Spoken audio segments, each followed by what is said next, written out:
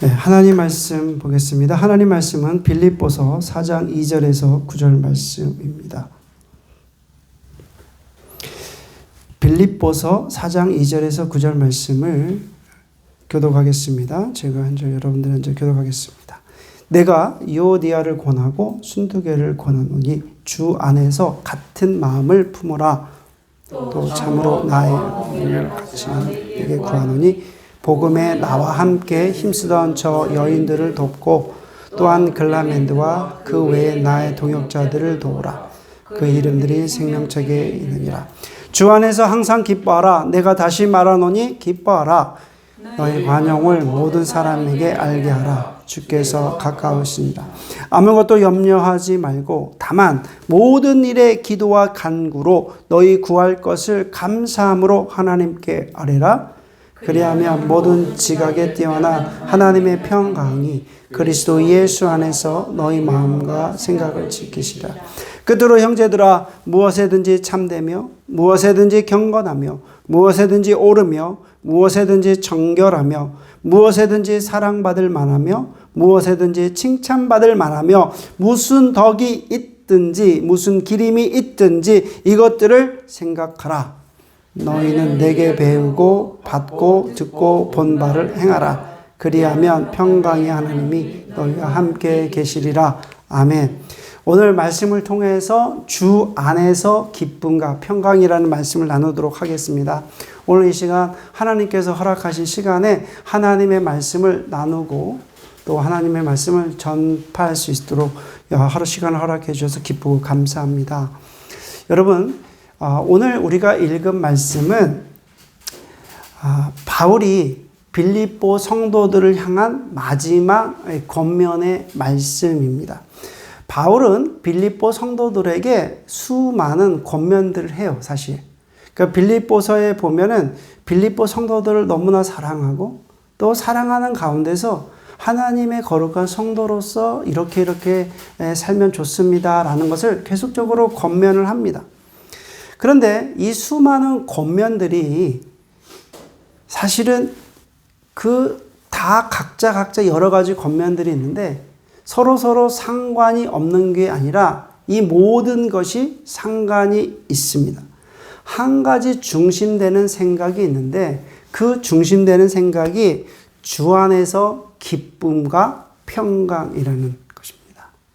주 안에서 기쁨과 평강, 수많은 권면들이 있는데 그 안에서의 중심적인 생각은 주 안에서 기쁨과 평강을 누리십시오 라는 그 권면의 말씀이에요.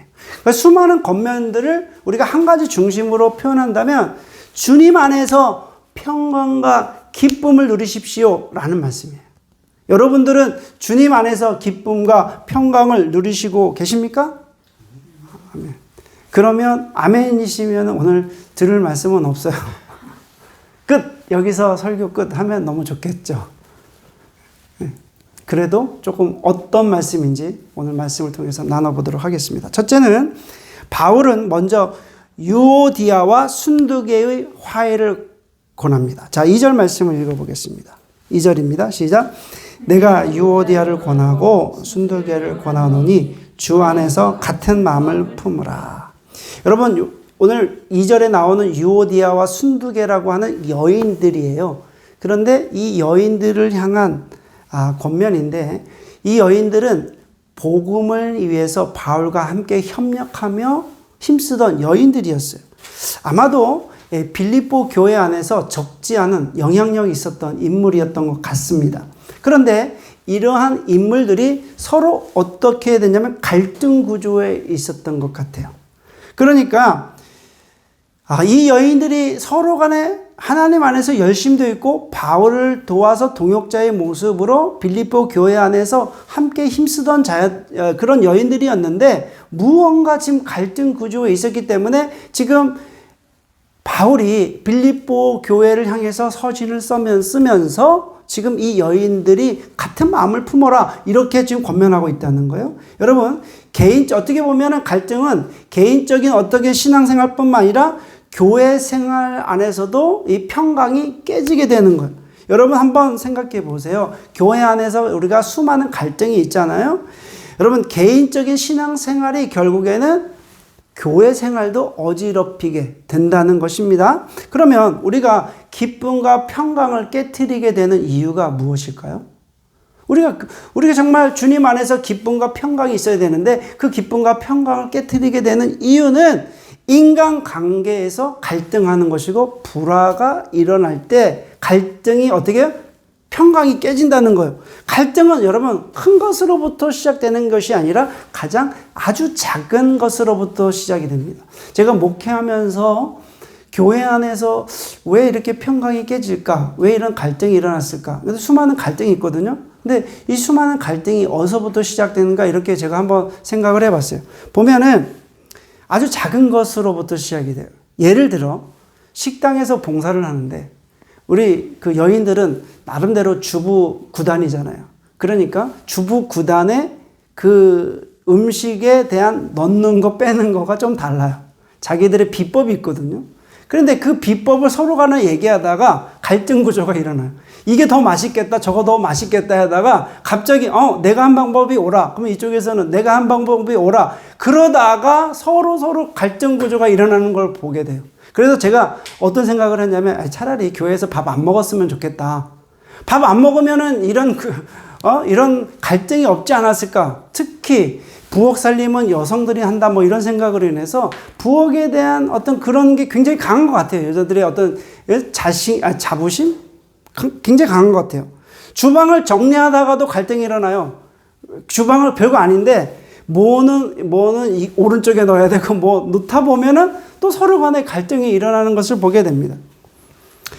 또 여러분 구역에서 또 구역원들끼리 구역 예배를 드리다가도 또 갈등이 일어나요. 누구는 열심히 하고 누구는 열심히 하지 않고 또 서로 그렇게 모여서 이야기하다가 갈등이 일어납니다. 여러분, 인간관계의 갈등은 저는 이렇게 생각해요. 예수님께서 재림하실 때까지 이 갈등은 없어지지 않는다. 예수님께서 이 땅에 오실 때까지 인간과의 관계는, 이 갈등은 없어지지 않을 것입니다. 왜 그렇습니까? 인간은 죄의 본성을 가지고 있기 때문에 늘 갈등이 일어날 수밖에 없는 구조예요. 그래서 죄가 있기 때문에 조금만 방심하고 우리가 뭔가 좀 교만한 생각을 갖기만 하면은 갈등은 수없이 일어날 수밖에 없다는 거예요. 그러니까 바울 사도 역시 그 당시에 빌립보 교회도 예외가 아니었습니다. 바울은 서로 갈등 관계에 있는 이 여인의 이름까지 지명하면서 지금 권면하고 있다는 거예요. 화해하라고 지금 권면합니다. 왜? 그러면 바울은 이름까지 권면하면서 화해하라고 그렇게 권면했을까요? 그 이유는 그 개인들뿐만 아니라 빌립보 교회 전체 자체가 하나님의 기쁨과 평강을 누리라는 그런 말씀을 하시기 위해서 지금 이게 권면하고 있다는 거예요. 그래서 주 안에서 기쁨과 평강을 누리기 위해서는 뭐라고 얘기합니까? 2절 말씀에 같은 마음을 품어라. 주 예수 그리스도의 십자가의 그 마음을 같이 품어라. 주 안에서 같은 마음을 품을 때 기쁨과 평강을 누릴 수 있다고 그렇게 말씀하고 있다는 거예요. 그래서 화해하라 이렇게 얘기합니다. 두 번째는 바울은 주 안에서 항상 기뻐하라고 권면합니다. 자, 4절 말씀입니다. 4절 말씀 시작. 주 안에서 항상 기뻐하라. 내가 다시 말하노니 기뻐하라. 여러분, 주님 안에서의 기쁨은 어떤 의미가 있을까요? 우리가 주님 안에서 기뻐하라. 그냥 다른 거 갖고 기뻐하지 말고 주님 안에서, 주 안에서 기뻐하라. 내가 다시 말하노니 기뻐하라. 이 의미는 어떤 의미가 될까요? 이 의미는, 이 기쁨은 수동적인 어떤 환경에 따라서 수동적으로 발생하는 것이 아니다라는 것입니다. 만약 여러분, 우리의 기쁨이 우리의 환경에 따라서 기쁨이 일어나고 기쁨이 사라진다고 한다면 여러분 어떻습니까? 반대로 환경에 따라서 기쁨이 사라질 수 있잖아요. 그렇죠? 그렇죠? 그렇잖아요. 우리 환경이 변화가 되면 변화가 되는 데 따라서 이럴 때는 기쁘고 저럴 때는 기쁘지 않고, 우리가 만약에 환경에 따라서 기쁨이 좌우된다면 교회 안에서 막 즐거움이 있을 때 기뻐하다가 또 여러 가지 어려움이 있으면 또 기뻐하지 않다가 이렇게 될 수 있잖아요. 그래서 오늘 바울은 우리 권면을 어떻게 하냐면 주 안에서 기뻐하라. 항상 기뻐하라. 이 기쁨은 성도의 내면적인 신앙 자세와 연관이 되어 있다는 거예요. 성도는 여러분 내면 속에 주님으로 우리가 가득 차 있으면, 주님의 말씀으로 가득 차 있으면 항상 기쁨이 넘치게 되어 있다는 거예요. 여러분들의 내면 속에, 성도의 내면 속에 돈이 가득 차 있으면, 돈의 생각으로 가득 차 있으면 돈을 채우기 위해서 돈만 보이게 될 거예요. 그렇죠? 우리의 생각이 무엇으로 가득 차 있는가? 우리의 마음이 무엇으로 가득 차 있는가? 여러분들이 점검해 보시기를 바랍니다. 나는 내 마음에, 내 생각에는 무엇으로 가득 차 있을까? 여러분들은 정말 주님의 내면에 주님의 말씀으로 가득 차 있기를 주의 이름으로 축원해 올립니다. 여러분, 주님께서 나에게 하신 말씀이 무엇인지 날마다 확인하셔야 돼요. 그래서 여러분, 항상 여러분들이 우리 같이 만나서 대화를 하다 보면 얼굴에 웃고 기쁘고 즐거운 사람들은 내면 속에 주님의 말씀이 가득 차 있는 사람들은 이 얼굴을 빛나게 해요. 그런데 반대로 여러분 얼굴이 찡그리고 한숨만 나오고 낯빛이 어두운 사람들은 이 마음에 근심이 있어요. 걱정이 있어요. 그걸 가득 차 있으면 이 얼굴이 펴지지가 않는 거예요. 그래서 바울은 모든 사람들에게 관용을 나타내라고 권면해요. 5절 말씀을 읽겠습니다. 시작. 5절입니다. 시작. 너희 관용을 모든 사람에게 알게 하라. 주께서 가까우시니라. 여러분, 관용이라는 말은 무엇일까요? 관용이란 다른 사람들을 이해하고 품어주는 거예요. 이해하고 품어주는 게 관용이에요. 그러면 우리가 사람을 대할 때의 태도를 보면 그 사람의 신앙의 인격을 잘 알 수 있어요. 관용을 하는지 아니면 사람을 평가하고 판단하는지. 교만한 사람은 자기보다 다 낮게 보죠. 그죠? 저 사람 별거 아니야. 뭐 이렇게. 그런데 오늘 말씀해 보니까 관용하잖아요. 이해하고 품어주라고 하잖아요.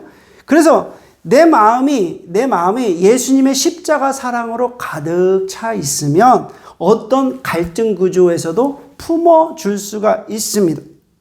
그러나 내 마음에 인간의 욕심과 탐욕, 그런 것을 가득 차 있으면 사람을 품어줄 수가 없어요. 나도 힘든데 어떻게 품어줄 수 있겠습니까? 그래서 갈등 구조가 일어났을 때 그 갈등의 원인을 타인에게 돌리는 거예요. 내가 품어주는 게 아니라 상대방의 잘못으로, 상대방의 문제로 그렇게 돌리게 된다는 거예요. 그래서 여러분, 사람을 만날 때 어떤 사람들은 이익부터 생각하는 사람이 있어요. 저 사람 만나면 나에게 도움이 되는가? 저 사람 만나면 나에게 어떤 이익을 가져올 수 있는가? 이익이 되면 만나고 이익이 되지 않으면 안 만나는 거예요. 여러분, 서로에게 우리가 문제가 발생했을 때 성도는 어떤 태도를 취해야 될까요? 문제가 생겼을 때. 여러분, 아니면 같이 화를 내면 그 문제를 더 크게 키워야 될까요? 아니면 누가 옳은지 한번 따져봅시다 해서 따져봐야 될까요? 사실 여러분, 시간이 지나면 자연스럽게 다 알게 되더라고요.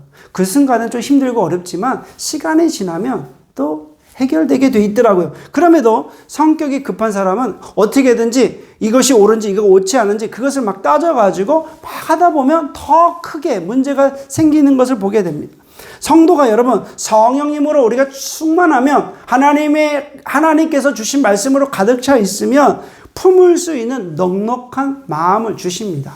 넉넉한 마음을 주세요. 그러니까 막 공격을 하고 막 이렇게 하고 막 이렇게 막 아무리 해도 그냥 주님의 십자가 사랑으로 그냥 넉넉한 마음이 된다는 거예요. 관용할 수 있는 자세를 주신다는 거예요. 관용할 수 있다는 것은 이해하고 품을 수 있는 마음을 주신다는 거예요. 모욕을 당해도 주님의 십자가를 생각하면 그냥 견디는 거예요. 주님의 십자가에서 그 문제를 못 받고 그리고 그 문제는 하나님께서 직접 해결하시게 된다는 거예요. 쉽지는 않죠. 왜? 내가 모욕당하니까? 내가 오해당하니까? 얼마나 내가 잘못 안 했는데 나한테 그렇게 오해가 당하면 얼마나 화가 나겠습니까? 그러나 여러분 성도는 기쁨의 삶을 살기 위해서는 평강의 삶을 살기 위해서는 반드시 관용의 자세가 필요하다는 것입니다. 자, 세 번째는 바울은 믿음과 감사 기도 생활에 대해서 권면합니다. 자, 6절 7절 말씀 읽겠습니다. 시작. 아무것도 염려하지 말고 아마 모든 일에 기도와 간구로 너희 구할 것을 감사함으로 하나님께 아뢰라. 그리하면 모든 지각에 뛰어난 하나님의 평강이 그리스도 예수 안에서 너희 마음과 생각을 지키시리라. 아멘. 여러분, 우리가 하나님의 부름받은 성도라면, 하나님의 자녀라면 어떤 상황에서도 염려하면 안 돼요. 염려. 모든 일에, 오늘 말씀해 보니까 염려하지 말고 모든 일에 기도와 간구로 감사함을 하나님께 아뢰라. 여러분, 지금 바울은 빌립보 성도들에게 감옥에서 지금 편지를 쓰는 거예요.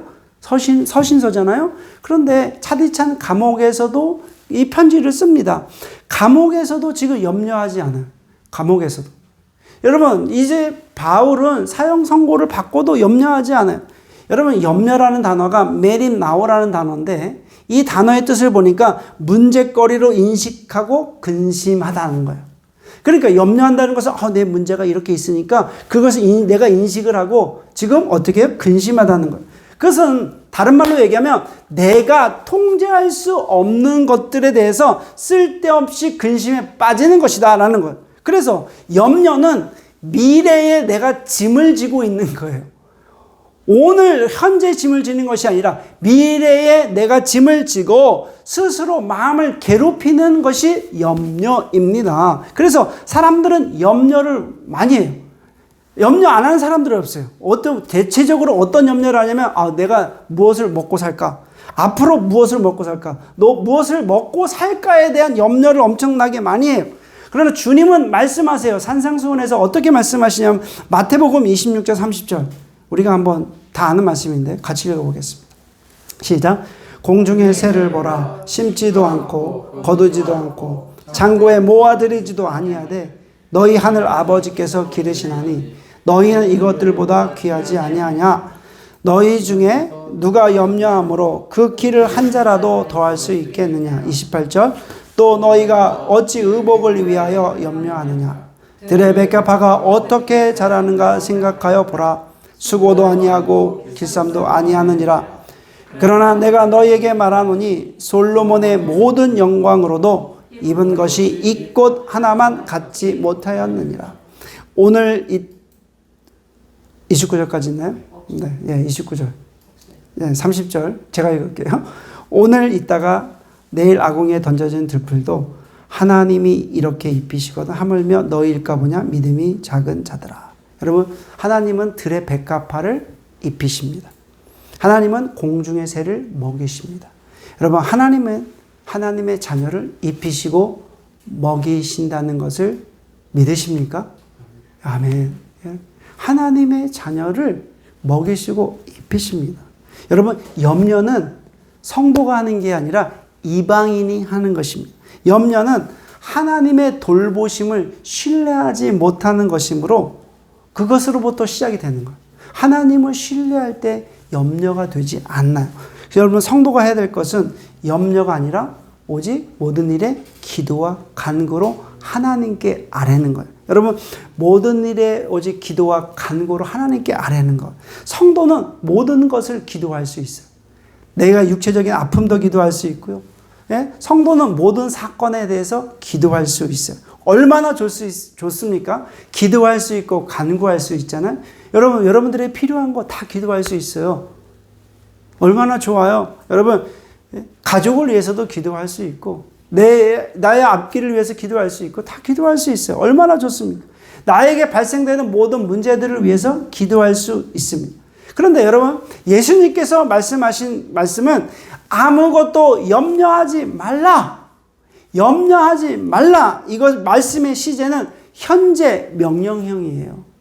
그러니까 염려하지 말라는 것은 현재 명령형. 내가 살아가는 그 삶의 자리에서 일어나는 모든 것으로 근심하지 말라는 그런 말씀입니다. 여러분, 내가 무엇 때문에 염려하고 근심하는지 점검해야 돼. 만약에 여러분 한두 가지에 내가 근심이 있고 염려가 있다면 오늘 우리에게 주신 말씀을 통해서 그 염려가 확신으로 변하시기를 주의 이름으로 축원합니다. 아멘. 여러분, 하나님을 전적으로 신뢰하시기를 주님의 이름으로 축원합니다. 여러분, 이렇게 염려하지 않고 하나님께 기도와 간구로 나갈 때 하나님께서 어떻게 하십니까? 어떤 일이 일어납니까? 인간의 지각, 인간의 생각을 초월한 하나님의 평강이 내 마음을 지켜주십니다. 아멘. 그 지켜주시는 것을 체험할 수 있어요. 인간의 생각과 이 지각을 넘어서서 하나님의 평강이 내 안에 임하는 것을 우리가 체험할 수 있다는 거예요. 여러분, 하나님의 평강이 내 마음을 지배하면 우리 안에 염려가 사라지게 됩니다. 아멘. 네, 이제 여러분 염려 없죠? 네, 염려가 없어요. 아멘. 네 번째, 마지막이에요. 바울은 신앙의 미덕을 실천할 것을 권면합니다. 자, 8절 9절입니다. 8절 9절 읽겠습니다. 시작. 끝으로 형제들아, 무엇에든지 참되며 무엇에든지 경건하며 무엇에든지 옳으며 무엇에든지 정결하며 무엇에든지 사랑받을 만하며 무엇에든지 칭찬받을 만하며 무슨 덕이 있는지 무슨 기림이 있든지 이것들을 생각하라. 너희는 내게 배우고 받고 듣고 본 바를 행하라. 그리하면 평강의 하나님이 너희와 함께 계시리라. 아멘. 여러분, 본문에서 성도가 주 안에서 기쁨과 평강을 누릴 수 있는 것은 신앙의 덕을 실천하는 것과 아주 연결되어 있다는 거예요. 직결되어 있음을 말씀하고 있는 거거든요. 그래서 성도는 주님 안에서 먼저 어떤 것을 생각해야 되냐면, 오늘 말씀해 보니까 참된 것, 경건한 것, 옳은 것, 정결한 것, 사랑스럽고 칭찬받을 만한 것들을 생각하라. 여러분, 바른 생각을 해야만 바른 행동을 할 수 있고 옳은 생각을 해야만 옳은 행동을 할 수 있는 거예요. 그래서 가장 먼저 우리가 생각해야 돼요. 그러면 그 생각을 우리가 하고 생각에만 머물지 말고 그 생각을 어떻게 행해야 된다는 거예요. 그래서 바울은 8절에서는 먼저 신앙의 미덕들을 먼저 생각해라. 그리고 9절에서는 그 미덕들을 실천하는 성도들에게 하나님의 평강이 임할 것을 지금 9절에서 선언합니다. 오늘 말씀을 여러분들이 잘 기억해 보십시오. 성도가 주님 안에서 기쁨과 평강을 누리기 위해서는 어떻게 해야 됩니까? 성도는 서로의 갈등 구조에서 어떻게 적극적으로 우리가 화해해야 돼요. 개인적으로 여러분 문제 트러블이 일어나게 되면 그것이 내 개인적인 뿐만 아니라 교회와 모든 것에서 내 평강이 깨진다는 거예요. 두 번째는 성도는 적극적으로 우리가 기뻐해야 된다는 거예요. 그리고 성도는 서로 관용하기를 힘써야 됩니다. 성도는 감사함으로 모든 것에 대해서 기도해야 되고, 성도는 신앙의 미덕들을 먼저 우리가 생각해야 돼요. 그리고 무엇이 옳은지, 무엇이 경건한지, 무엇이 여러분 정결한지, 무엇이 칭찬받을 만한 것인지 먼저 여러분 생각해야 돼요. 그리고 중요한 것은 그것을 우리가 실천해야 된다는 것입니다. 오늘 말씀을 통해서 결론을 맺습니다. 여러분, 우리는 이렇게 생각해요. 신앙의 기쁨과 평강이 신비한 영적 체험을 통해서만 온다라고 그렇게 생각해요. 그래서 성령으로 충만해서 아주 신비한 영적 체험이 됐을 때 우리 안에 기쁨과 평강이 온다라고 그렇게 생각합니다. 하지만 그래서 여러분 우리가 기도하고 작정 기도하고 그렇잖아요. 그러나 여러분 그리스도의 평강은 삶의 구체적인 모습과 직결되어 있다는 거예요. 삶의 모습에서 우리가 계속 갈등 구조에 있는데 계속적으로 우리가 기도하고 있으면 어떻게 되느냐? 평강이 깨진다는 거예요. 그래서 삶의 모습에서 계속적인 갈등이 있다면 그리스도 안에서 평강을 누리기가 어렵다는 거예요. 그러므로 인간의 지식과 지혜와 지각을 초월하는 그 기쁨과 평강은 우리가 역설적으로 이해해야 됩니다. 어떻게 해요? 아주 구체적으로 신앙의 실천을 통해서 오는 것임을 우리가 잊지 말아야 된다는 거예요. 여러분들이 초월적인 하나님의 평강을 맛보고 싶습니까? 그러면 역설적으로 서로를 섬기고 서로를 사랑하며 서로를 배려할 때 초월적인 하나님의 평강과 기쁨이 임하게 될 줄 믿습니다. 여러분, 제가 지난 2주간 우리 그 한국에서 온 비전 트리팅과 좋은 시간을 보냈어요. 그런데 함께 먹고 마시고 즐거운 시간을 보냈거든요. 그런데 그 2주간을 함께 보내다 보니까 맨날 다 좋은 것만은 아니에요. 예, 트러블도 있고 또 문제도 있고 서로 갈등 구조도 있더라고요.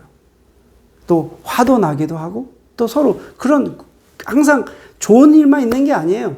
예, 좋은 분들과 함께 보내지만 때로는 갈등 구조가 있다는 거예요. 그런데 매일 아침과 저녁 시간을 통해서 이제 말씀을 통해서 주님 안에서 기쁨과 평강을 누렸는데요. 그 이유는 주님의 말씀을 통해서 각자의 나의 현 모습을 보게 되었고 그 말씀을 통해서 서로 이제는 어떻게 했냐면 서로를 배려하고 또 서로를 사랑했기 때문에 우리 안에서 기쁨과 평강이 있게 됐다는 것. 여러분, 한 집사님은 운전을 오래 하신 분인데 운전을 이렇게 하고 오시면은 어떻게 우리를 배려하냐면 차를 깨끗이 닦아요.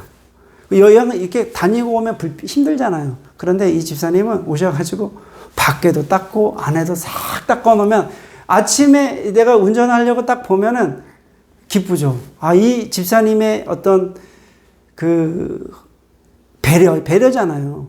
우리 같이 여행하는 사람들을 위한 배려잖아요. 그 발바닥에 떨어진 것도 다 주워내니까 이 차를 탈 때마다 아, 집사님의 섬김이 생각이 나는 거예요. 한 분은 또 섬세하게 사진을 찍어주시는 분이 있어요. 네, 배려죠. 자신도 찍고 싶은데 계속 이렇게 찍어주시고. 한 분은 이게 운전을 오래 하다 보면 제가 졸리잖아요. 그러니까 다른 분들 다 주무시고 계시는데 한 분은 진짜 막 눈을 이렇게 하면서 뜨면서 같이 떠 있으면서 계속적으로 이렇게 배려를 해주시는 것을 보게 됩니다. 여러분, 본인도 피곤하지만 서로를 배려하는 거잖아요. 챙기는 거잖아요. 그럴 때 주님 안에서 평강과 기쁨이 있다는 거예요. 제가 그것을 느꼈습니다. 그렇습니다. 여러분, 하나님을 신뢰하는 우리가 성도라면 서로를 배려하고 또 서로를 챙겨주고 그러는 모습 가운데 기쁨과 평강이 우리에게 임하게 된다는 것. 여러분, 오늘 주신 말씀을 우리가 반드시 기억해야 될 것입니다. 그럴 때 여러분, 하나님의 평강이 우리 가운데 임하게 될 줄 믿습니다. 그래서 오늘 여러분들 삶 가운데 기쁨과 평강이 날마다 넘치시기를 주의 이름으로 축원해 올립니다. 기도드리겠습니다.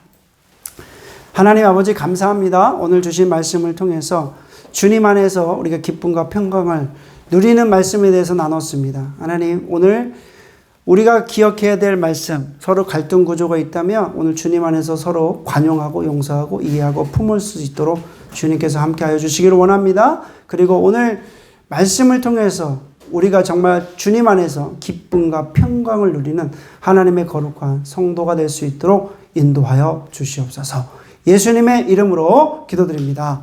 아멘.